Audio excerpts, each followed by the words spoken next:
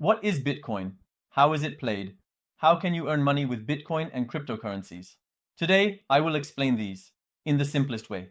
Let me put it this way, even if you have just started using internet banking.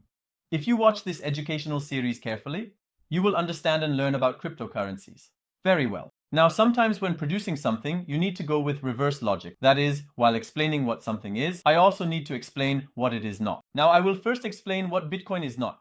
For example, this is not Bitcoin. Many friends think that Bitcoin is a way to quickly achieve wealth, but this is not what Bitcoin is. By the way, all the money here is invalid, friends. Some also think of Bitcoin as something like that. They think of it as a physical object like a coin. Bitcoin is not physical, friends. Bitcoin is a type of internet money. It is actually a software. It is blockchain. Bitcoin is freedom. Bitcoin is decentralization. Now you might ask, what are these, teacher? In this video, I will teach you all of these in the simplest way. Let's get started with our video.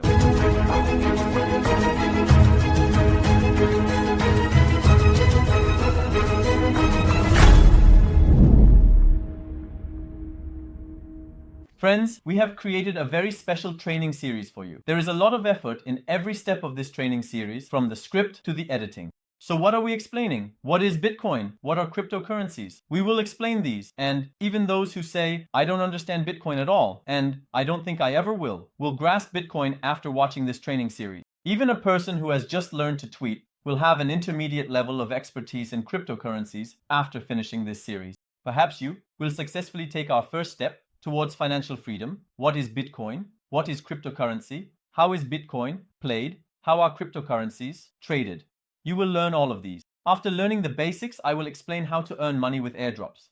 I will show you how to participate in public offerings in crypto and gradually teach you intermediate cryptocurrency trading strategies. We will explain everything step by step. What is an NFT? What is arbitrage? How to participate in pre-sales? What is DeFi? You will learn all of these, friends. You will become an expert. Let's get started now. What is Bitcoin? Bitcoin is a digital currency that uses blockchain technology. I will provide important keywords. It has no owner, no country, no central authority, and its production is not in anyone's sole control. So humanity is actually coming together to produce together, and how much we will produce is certain. This is a very important topic. 21 million coins. So it is completely limited. Now, the supply is completely limited in the world. If I ask how many investment vehicles there are, think about it. The first thing that will come to your mind will be gold. But think about it this way. Gold is not actually completely limited in supply. We have a production cost and a production limit. But how many tons of gold are there in the world? When will it end? We don't know if gold production costs will become easier one day. And at times in the past, we have seen inflation in gold. A lot of gold was found from somewhere, or a country was conquered. A very large amount of gold was brought in, and inflation occurred in gold. But Bitcoin is not like that, friends. We know the supply of Bitcoin, and it is 100% limited, friends. Bitcoin is a digital currency that uses blockchain technology. What is this? You can think of it like this. A ledger, friends. The computers that mine, meaning those that keep records, are actually like a ledger. And when we make a transaction with Bitcoin, there are many ledgers, but they all keep the same note at the same time. Now I will explain this with an example, friends. For example, a person named Khan Betraye wants to send money to a person named Gökçe. He will send money from the bank. For this, he needs a bank. The bank is a central organization, and he needs it to confirm that the money has been transferred. And sometimes it needs to be controlled by the government as well. Of course, the commission fees are also very high. Thousands of banks are working, and thousands of people are actually working to approve the bank transfer. This is the system we are currently using. Now let's look at the blockchain part. Now friends, let's consider the same example from the perspective of blockchain. Okay, this time, let's say he sent $1,000 to Gökçe. He should send Bitcoin worth $1,000. In fact, he can send 0.1 Bitcoin. For this, he gives the command to instantly send 0.1 Bitcoin. This is processed across the entire blockchain by all the miners we refer to as ledgers. It happens like this. It says that Khan had 0.3 Bitcoin.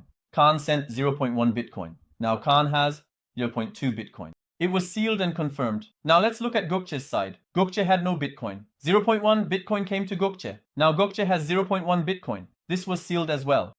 This is being recorded by all ledgers simultaneously. And notice that money has been sent from Khan to Gökçe using Bitcoin without the need for any central authority or government approval. This is what blockchain is, friends. By the way, my friends, you are currently watching an award-winning video. A friend who likes our video, subscribes to our channel, and shares the tweet in the pinned comment wins 600 TL from us. Now I will explain what Bitcoin is. But to do this, I will actually explain what money is, what it used to be, and what it is now. And why was Bitcoin developed? Why does Bitcoin exist? Why was there a need for Bitcoin? I will explain this. Now let's look at the production part of money. For example, I am talking about Canada, friends. This is actually valid in all countries. In the past, a country's central bank needed gold to print money.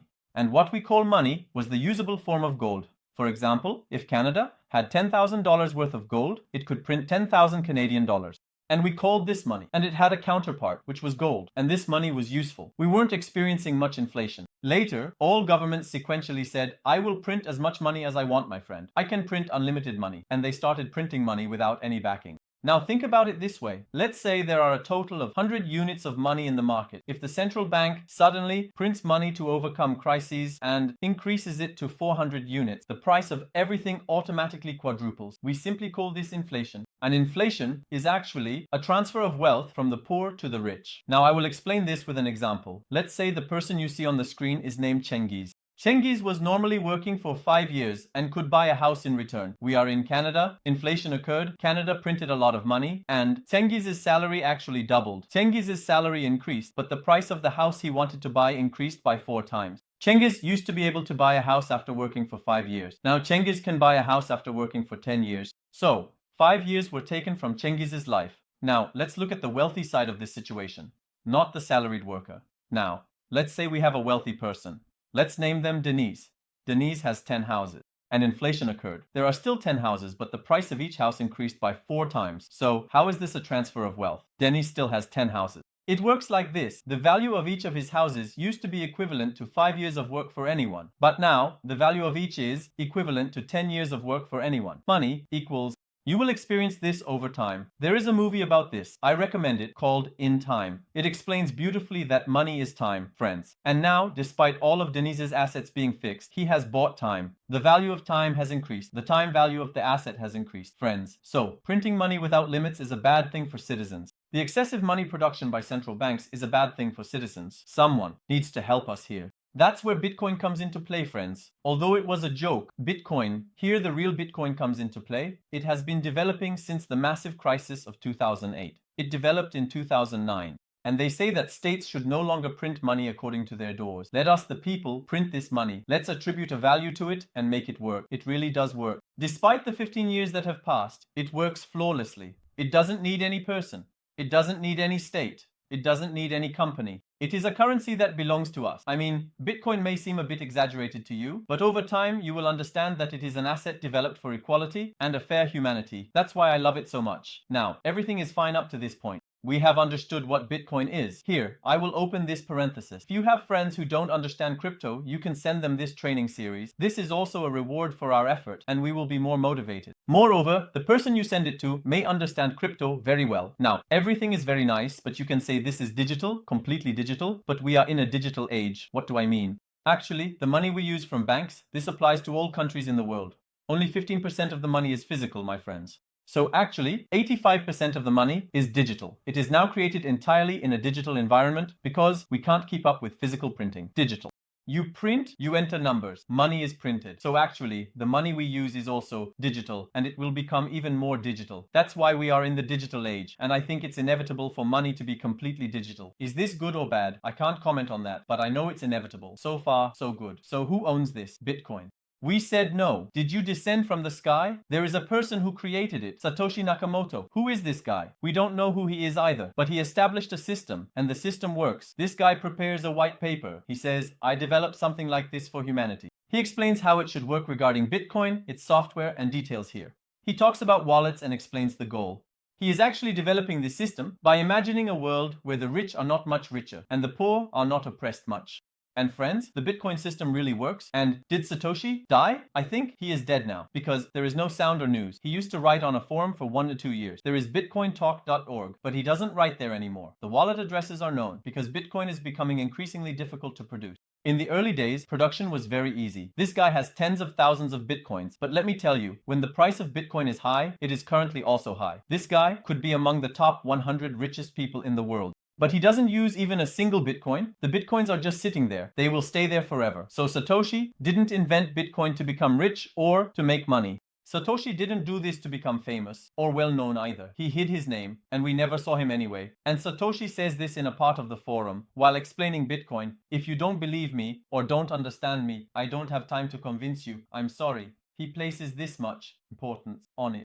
And I really think he is successful. If you are watching this video right now, the sale has indeed been successful. Let's say ideas never die. Now I will say this, friends. We have learned what Bitcoin is. So how is Bitcoin played? Actually, the term play has become a public term, so there is no such thing as playing. We buy and sell. Our goal is to buy low and sell high to make a profit. So we call this trading, buying and selling, or we can say investment. Bitcoin is something like that. For example, some of you think that one Bitcoin is $70,000. I can't go and buy a Bitcoin for $70,000. I have 200 TL. We can buy Bitcoin with 200 TL. We can also buy Bitcoin with 100 TL. You will see that in this series, how we play, how we buy and sell. Let me show you that very briefly. There are exchanges, friends. For example, one Bitcoin is said to be 2,200,000 TL. I say, buy me Bitcoin for 105 TL. That's all. We learn to play Bitcoin this way. If it increases in half a day, meaning if I sell, I make a profit. We refer to this term as playing. This is how to play Bitcoin, friends. Now, we have come to the end of our video. If you have made it this far, it means you liked the video, so you can support us by hitting the like button. You can support us by leaving a comment. Because we spend days on this educational series, friends, I really want it to be a very good educational series. And we call it a reference book. It will be a reference educational set related to cryptocurrency. This is my goal. I would be happy if you support us as well. Second video is about what altcoins are and what cryptocurrencies are. You will see the link to the second video at the end. You can watch it by clicking directly. Let's hope to see you in the second video.